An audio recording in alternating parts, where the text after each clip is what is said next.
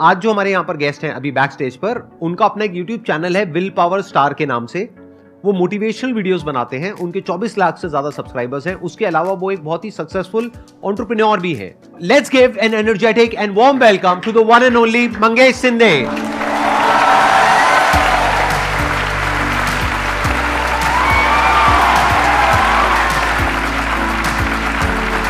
How are you doing? All good?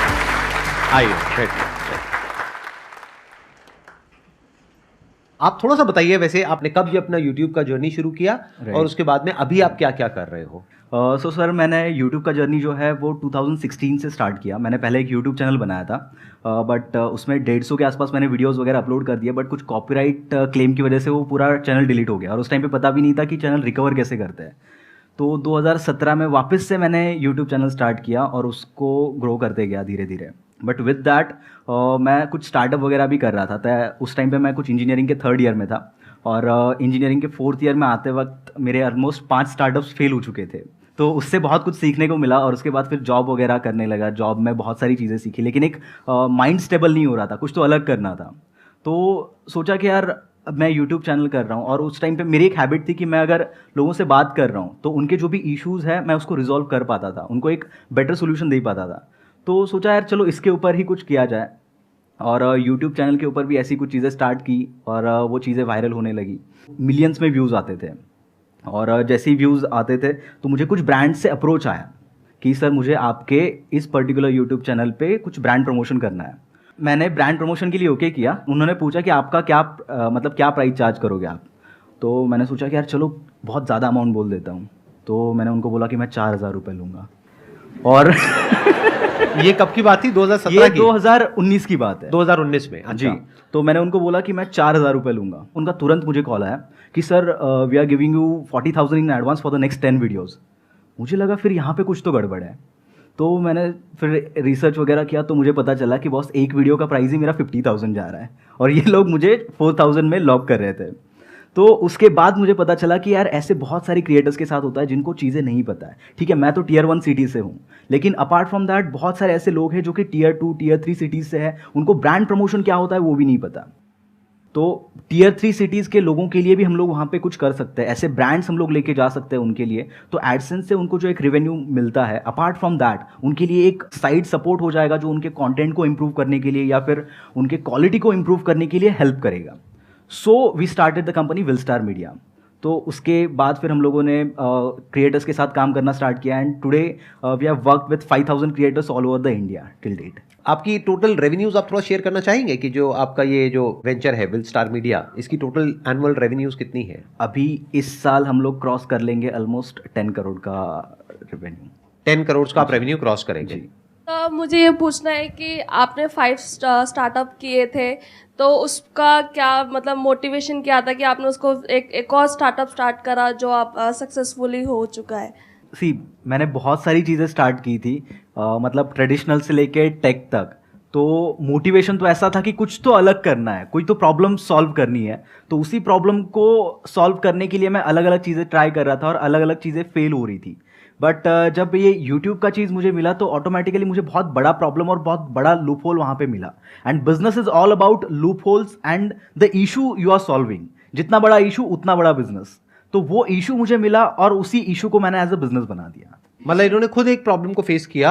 yes. और जब face किया तो इनको खुद पता था एग्जैक्टली कि वो प्रॉब्लम क्या हुई। वो जो एग्जांपल इन्होंने दिया था, इन्होंने वो 4,000 रुपए वाला, जिसका एक्चुअल में मार्केट रेट 50,000 रुपए था, राइट? तब इनको रियलाइज हुआ कि कितनी बड़ी प्रॉब्लम है और कितनी बड़ी अपॉर्चुनिटी है। फिर इन्होंने बाकी भी यूट्यूबर्स को कॉन्टैक्ट किया और धीरे धीरे अपना एक ऐसा नेटवर्क बना लिया ब्रांड्स का और यूट्यूबर्स का, जिनको आप आपस में कनेक्ट कर रहे हैं। और बीच में आपका अपना परसेंटेज है, whatever, right? So one more question कि कई बार ऐसा होता है कि बच्चों के पेरेंट्स अलाउ नहीं करते स्टार्टअप करने के लिए। बच्चा जाता है कि मेरे को स्टार्टअप करना है, बट फैमिली कहती है, पेरेंट्स कहते हैं आपने इतनी एजुकेशन करी है, ये कोर्स किया है, हमने इतना इन्वेस्ट किया है, आप जॉब में जाओ, आप गवर्नमेंट सर्विस में जाओ। तो स्टार्टअप के लिए किस तरीके से पेरेंट्स को हम कन्विंस कर सकते हैं या वो हमारे साथ सपोर्ट में आए? मैम बेसिकली मैं तो एक मैकेनिकल इंजीनियर हूँ और एक मैं MNC में जॉब कर रहा था। तो कंपनी मुझे लंदन भेज रही थी for the next few years, but मैंने वो अपॉर्चुनिटी रिजेक्ट करके कंपनी में रिज़ाइन दिया। बिना घर वालों को बताए। उस वक्त मेरे पापा मेरे से 3 महीना बात नहीं कर रहे थे। लेकिन जब मैंने स्टार्टअप स्टार्ट किया, उसके बाद फिर जब वहाँ पे चीज़ें रोल आउट होने स्टार्ट हो गई, वहाँ से रेवेन्यू आना स्टार्ट हो गया या फिर चीज़ें दिखने लगी, तो उन्होंने आके सपोर्ट किया। उन्होंने 6 महीने बाद मुझे बोला कि बेटा मैं क्या कर सकता हूँ तेरे स्टार्टअप में। तो that was a motivation for me. मुझे ऐसा लगता है कि आप अगर घर वालों को कन्विंस करने के लिए चीज़ें करोगे ना तो कभी नहीं होगा। आप उनको प्रूव करके दिखाओ कि I am able to do this. जब आप उनको प्रूव करके दिखाओगे कि ये मैं कर सकता हूं, तो उनके साइड से आपको कोई चीज मांगने की जरूरत नहीं पड़ेगी, उनके सपोर्ट मांगने की जरूरत नहीं पड़ेगी। वो ऑटोमेटिकली बाय डिफॉल्ट आपको सपोर्ट करना स्टार्ट कर देंगे। अगर हम दूसरी साइड से देखें, मान लो कि आप खुद एक पेरेंट हो और आपका कोई बच्चा है जिसकी एज है 18-19 साल, यस सर।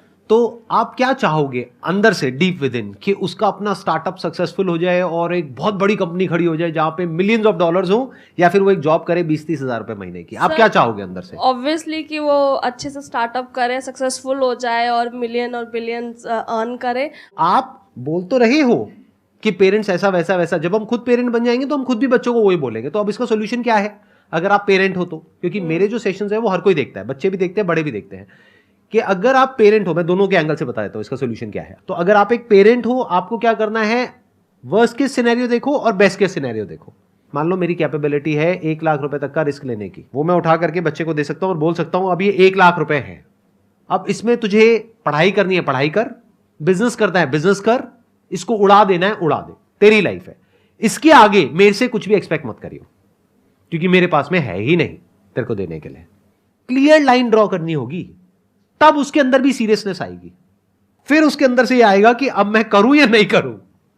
नहीं तो हो क्या रहा है, वो बच्चा बोल रहा है मुझे करना है, पेरेंट्स कह रहे हैं नहीं करना है, यही सब चले चले जा रहा है। तो पेरेंट्स के एंगल से पहले आपको क्लियरली बताना है बच्चे को, अगर आपके पास में कुछ रिसोर्सेज अपने बच्चे के लिए है तो, कि मैंने ये पैसा जोड़ा है पूरी जिंदगी में काम करके तेरी पढ़ाई के लिए, तो या तो इसको पढ़ाई में लगा करके अपना कुछ कर ले, या फिर तेरे को जो करना है कर, ये पैसा तेरे लिए है, अब तू देख तू क्या करना चाहता है, 18 साल से ऊपर है, डिसीजन तेरा है। और अगर आप ऐसे पेरेंट्स के बच्चे हो जो कि कुछ करना चाहते हो और आपके पेरेंट्स आपको सपोर्ट नहीं कर रहे हैं, तो आपको क्या करना है, अपने पेरेंट्स की सिचुएशन को समझना है। हो सकता है उनकी फाइनेंशियल कंडीशन सच में ऐसी हो कि उनके पास में पैसे नहीं है आपको देने के लिए, तो उनके ऊपर प्रेशर क्रिएट नहीं करना है, करना है तो अपने दम पे करो, उसमें थोड़ी ना वो मना करेंगे। एग्जैक्टली। सोचने वाली बात है, मना करते क्यों हैं, रिस्क की वजह से ना। Yes sir. अगर रिस्क आप अपने बेस पे उठाने के लिए तैयार हो तो कोई भी पेरेंट्स मना क्यों करेंगे। ये भी मेरे साथ में बैठे हैं, आपने जब अपना ये काम शुरू किया था कितने पैसे से शुरू किया था? सर मैंने YouTube वाला जो आपने YouTube जब स्टार्ट किया था, मैंने पापा से 800 रुपए लिए थे माइक खरीदने के लिए, और फिर वो माइक से मैंने YouTube का जर्नी स्टार्ट किया था, और उसी के बाद जो पैसा आया उसी के बाद मैंने बिजनेस वगैरह में लगाया। मैंने उस 800 रुपए के अलावा 1 रुपया भी पापा से नहीं लिया था। और मैंने जब अपना करियर शुरू किया था मैंने सिर्फ 12,000 रुपये लिए थे, वो भी मेरे नाना जी से। उन्होंने मुझसे पूछा था कि संदीप तुझे क्या चाहिए, मैंने कहा मुझे कैमरा दिला दोगे? उन्होंने कहा हाँ दिला देंगे। कितने का है? मैंने कहा 12,000 रुपये का। तो पहले तो सोच में पड़ गए 12,000, आज से बहुत साल पहले, लेकिन फिर उन्होंने दिला दिया। तो वो 12,000 रुपये से मैंने अपना करियर शुरू किया था, और आज जो भी कुछ है मेरे पास में वो उस 12,000 के कैमरे की वजह से। इन्होंने 800 रुपये से शुरू किया था। ये बात यहाँ पे आपको क्लियर हुई? Yes sir. क्या क्लियर हुआ बताइए? कि अगर फैमिली अलाउ नहीं करती है तो आप अपने ऊपर इंडिपेंडेंटली होकर उसको स्टार्ट करिए, और अगर सक्सेसफुल होता है इनिशियली तो फेलियर्स होंगे क्योंकि विदाउट एक्सपीरियंस आप नहीं उसको कंप्लीट कर सकते हो। सक्सेस होने के बाद ऑटोमेटिकली फैमिली आपके सपोर्ट में आ जाएगी। और छोटे से छोटे लेवल से शुरू करना है। Yes sir. कम से कम इन्वेस्टमेंट से शुरू करना है। Please have a seat. Thank you sir. मुझे ये जानना है कि मेरे माइंड में बहुत सारी चीज़ें चलती रहती है कि मुझे ये करना है, मुझे बिजनेस करना है, क्योंकि मैं अभी MNC कंपनीज में काम कर रही हूँ last 3 years after 12th, and I want to do business. पर मेरे माइंड में कभी रहता है ब्यूटिशियन, कभी क्या, कभी क्लोथिंग शॉप, कभी कुछ ना कुछ, मतलब बहुत सारी चीज़। अब यूट्यूब में देख लिया, रील्स में देख लिया, इंस्पायर हो गई, फिर ऐसा होता है कि मुझे ये भी करना है, मुझे ये भी करना है, मुझे ये भी करना है, बट फिक्स नहीं रहती हूँ मैं कि मुझे करना क्या है। इसके पीछे का एक बेसिक रीज़न ये है कि आज के ज़माने में हमारे पास अपॉर्चुनिटीज़ बहुत है। जो हमारे पेरेंट्स थे उनके पास अपॉर्चुनिटीज़ कम थी, तो उसकी वजह से उनके पास ऑप्शंस कम होने की वजह से उनको पता था कि उनको क्या करना है। बट अभी क्या हो गया है, because of internet multiple opportunities हमारे पास है, और उस मल्टीपल अपॉर्चुनिटीज़ के साथ साथ एक कन्फ्यूजन भी हमारे साथ आता है। और वो कन्फ्यूजन अगर आपको दूर करना है तो सबसे पहले आपको एक चीज़ के साथ स्टिक रहना पड़ेगा। जैसे कि आप एक हस्बैंड के साथ लाइफ स्पेंड करोगे, उसी एक चीज़ के साथ जब आप ज़्यादा टाइम स्पेंड करोगे तो उसमें रिजल्ट्स दिखना स्टार्ट होंगे, और जब वो रिजल्ट दिखना स्टार्ट होंगे तो ऑटोमेटिकली वो चीज़ आपको करने का मन करेगा। बट बहुत बार सर मैं ऐसा देखता हूँ कि लोग एक चीज़ करते हैं, 2 महीने बाद उनको कोई और चीज़ अच्छी लगती है, उसके बाद वो लोग दूसरी चीज़ पे शिफ्ट हो जाते हैं। सेम चीज़ उनके लाइफ में हमेशा होती रहती है और वो उनको क्वेश्चन होता है कि मैं सक्सेसफुल क्यों नहीं हो रहा हूँ। मैंने ऐसे बहुत से लोग देखे जो बहुत स्मार्ट है बट वो सक्सेस तक नहीं पहुंच पाते, या फिर वो एक लेवल पे नहीं पहुंच पाते बिकॉज ऑफ कंसिस्टेंसी वो मेंटेन नहीं करते किसी भी चीज़ में। और everything is all about your consistency. मुझे ऐसा लगता है कि टैलेंट बाकी ये सब चीज़ें सेकेंडरी है, आप एक चीज़ को कितने टाइम के लिए करते हो वो ज़्यादा इंपॉर्टेंट है, और उसी को अगर आप करते रहोगे तो ऑटोमेटिकली एक टाइम के बाद उसमें सक्सेस मिलेगा।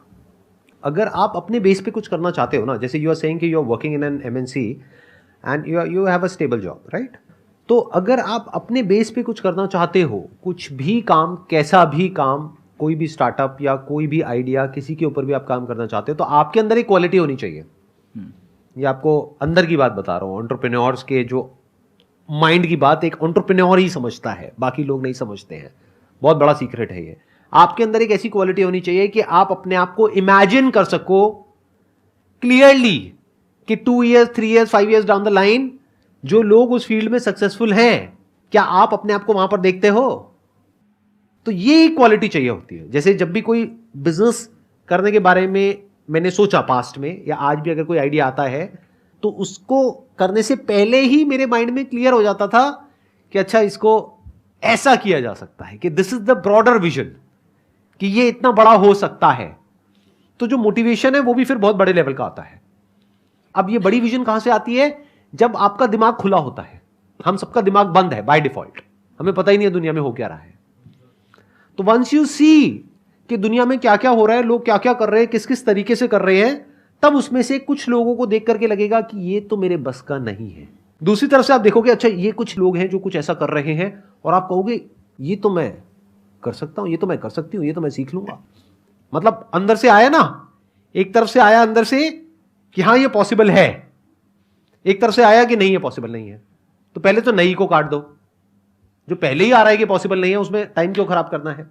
अभी को मत देखोगे, अभी क्या करना है ये देखो कि 2-4 साल बाद क्या आप अपने आप को वहां पे देख पा रहे हो, उस लेवल पे देख पा रहे हो। For example if you are doing photography, can you see yourself as one of the top photographers? देखो वो क्या कर रहे हैं, किस लेवल पे कर रहे हैं, किस तरीके से कर रहे हैं। तो इफ यू से यस कि हाँ ये तो मैं कर सकता हूं, तो फोटोग्राफी आप कर सकते हो। इसको बोलते हैं विजन। मतलब आपकी विजन क्या है? Where do you see yourself 2 years, 3 years, 5 years down the line, and do you believe in it? Do you say कि हाँ ये हो सकता है? तो इसके स्टेप्स क्या है? अगर मैं स्टेप वाइज इसको डिवाइड कर दूं तो इस पूरी प्रोसेस को, स्टेप 1 इज दिमाग को खोलो। आज इंटरनेट का फायदा क्या है कि आप सिर्फ इंडिया में नहीं पूरी दुनिया में देख सकते हो लोग क्या क्या कर रहे हैं। तो वहां पर कुछ लोगों में आपको अपनी झलक दिखेगी। मैं आपको फैक्ट बता रहा हूं कि जिसने भी कुछ ढंग का किया है ना अपनी लाइफ में, किसी भी फील्ड में, उन सब ने ऐसे ही किया है। कोई बोलेगा नहीं अपने मुंह से। जैसे यूएस में एक होती थी, अभी भी है, सुपर वुमेन के नाम से, आपने नाम सुना है? She was there on YouTube जब मैंने यूट्यूब शुरू भी नहीं किया था। 2012 में जब मैंने अपना यूट्यूब का चैनल शुरू किया था, तो वो अपने करियर के एक बहुत अच्छे लेवल पर थी। उनके हर वीडियो पे 4 मिलियन, 5 मिलियन, 6 मिलियन व्यूज आते थे उस टाइम पर। तो वर्ल्ड में उनका क्रेज अलग ही लेवल का था। तो उनको देख करके कितने लोग इंस्पायर हुए जो आज इंडिया में अच्छे लेवल पे कर रहे हैं। वो कोई अपने मुंह से नहीं बताएगा। बट क्यों हो पाए वो लोग इंस्पायर? क्योंकि उन्होंने देखा कि यूएस में क्या हो रहा है। हो सकता है और भी लोग थे यूट्यूब पर उस टाइम पर जो उनसे अच्छा कर सकते थे, बट उन्होंने देखा ही नहीं। तो पहला है दिमाग खुलना। जब दिमाग खुलेगा तो अब आपको अपॉर्चुनिटीज नजर आएंगी, सिर्फ इंडिया में नहीं, पूरे वर्ल्ड में। तभी तो इंडिया में गैप नजर आएगा।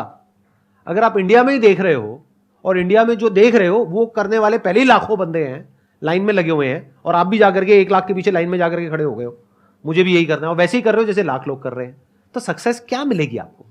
तो पहला स्टेप क्या आया?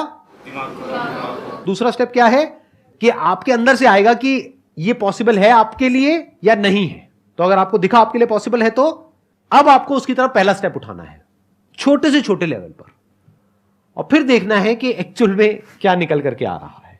बट सर अगर हमें कुछ करना है एंड उसके बारे में हमें इन्फॉर्मेशन नहीं है, then how to get it that information? जैसे कि मुझे बिजनेस के लिए ज़्यादा इन्फॉर्मेशन चाहिए, मैंने काफ़ी वीडियोस देखी है, यूट्यूब देखी है, बट मुझे नहीं पता मैं किस लोगों के साथ जाके मैं ज्वाइन करूँ, कोलैब करूँ, ताकि मुझे लाइक आई कैन सक्सेस वो स्टेप धीरे धीरे एक एक सीढ़ी में चढ़ पाऊँ, क्योंकि मेरे पास कोई भी ऐसे डिटेल्स नहीं है, कोई भी ऐसे कॉन्टैक्ट्स में नहीं है कि आई कैन आस्क देम। देखिए, सबसे पहले कॉन्टैक्ट्स आपके ऑटोमेटिक नहीं बनेंगे। जब आप लोगों के बीच में जाओगे ही नहीं तो कॉन्टैक्ट्स बनेंगे कैसे?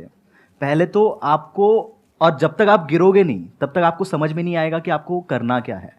मैं आपको एक चीज़ बताता हूँ, मतलब एक सिली मिस्टेक मैंने किया था जब मैंने मेरा पहला स्टार्टअप स्टार्ट किया था। मेरे पास 1000 रुपीज़ का इन्वेस्टमेंट था। उस 1000 रुपीज़ से मैंने बाकी सब चीज़ें करने से ज़्यादा मैंने 1000 कार्ड छपवा लिए, जो आज तक मेरे पास पड़े, एक भी यूज़ नहीं हुआ उसका। तो इंस्टेड ऑफ दैट मुझे सेकंड स्टार्टअप में समझ में आया कि मुझे क्या नहीं करना है। तो जब आप गलती करते जाओगे तो ऑटोमेटिकली आपको समझ में आता जाएगा कि आपको क्या करने से ज़्यादा क्या नहीं करना है। और स्टार्टअप इन सब चीज़ों में यही चीज़ सबसे इंपॉर्टेंट है। जो बड़े बड़े स्टार्टअप फाउंडर्स हैं जिन्होंने बहुत ज़्यादा सक्सेस अचीव की है, वो अगर कोई नया चीज़ स्टार्ट करते तो वो सक्सेसफुल क्यों हो पाते? बिकॉज उनको पता है कि उनको क्या नहीं करना है। और बहुत बार हम लोग को ये ना पता होने की वजह से हम लोग वही चीज़ें करते रहते हैं जो नहीं करनी चाहिए। आपको क्या करना है, आपको पहले देखना है कि दुनिया में क्या क्या हो रहा है, और आज की डेट में जो आपने कहा ना, इन्फॉर्मेशन कहाँ से मिलेगी। इतना आसान है इन्फॉर्मेशन मिलना जिसकी कोई हद नहीं है। आप बोलो किस बिजनेस के बारे में आपको इन्फॉर्मेशन चाहिए, गूगल है आपके फोन में, गूगल में जाओ, टाइप करो, देखो ना आपको क्या चाहिए। आपको मैन्युफैक्चरर चाहिए किसी पर्टिकुलर प्रोडक्ट का, आपको देखना है कि उस पर्टिकुलर प्रोडक्ट को इंटरनेशनली कौन कौन उसमें ग्लोबल प्लेयर्स हैं, कौन कौन लीडर्स हैं, वो फंडेड है नहीं है, लिस्टेड है नहीं है, उनकी क्या वैल्यूएशन है, क्या मार्केट कैप है, डालते चले जाओ, मिलता चला जाएगा। उसमें मुश्किल क्या है? आज की डेट में तो कुछ भी मुश्किल नहीं है। The moment you tell me और anyone an idea, within a few seconds you will get the answer. और अगर कुछ दिन तक आप प्रॉपर्ली रिसर्च करते हो, आपको क्लियर पता लग जाएगा उस इंडस्ट्री में क्या हो रहा है, कैसे हो रहा है, क्या हो सकता है, कैसे हो सकता है। जैसे फॉर एग्जांपल, एक एग्जांपल देता हूं कि एक प्लेटफॉर्म है जहां से आप अपना एक e commerce store open up कर सकते हो। कुछ पैसे लगेंगे आपके और आपका स्टोर शुरू। अब करोड़ों लोगों ने पूरी दुनिया में इस तरह के स्टोर्स खोले ऑनलाइन, और उसमें से 90% बंद हो गए, 10% चले। 10% में से भी 1% है जो बहुत चले, वो भी डेटा है आपके पास में। उसमें भी ये नजर आ जाएगा आपको कि कौन सा बिजनेस सबसे ज्यादा सक्सेसफुल है, मतलब कि उस प्लेटफॉर्म पे सबसे ज्यादा सक्सेसफुल स्टोर्स कौन से हैं। अब देखो इंडिया में उसको कैसे कर सकते हो। इसमें मुश्किल क्या है? थोड़ा सा दिमाग ही तो चाहिए ना, स्मार्ट वर्क चाहिए।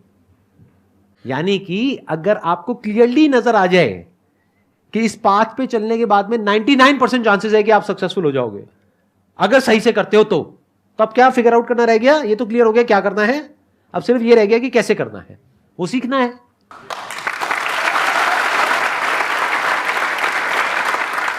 Thank you so much for coming. Thank you.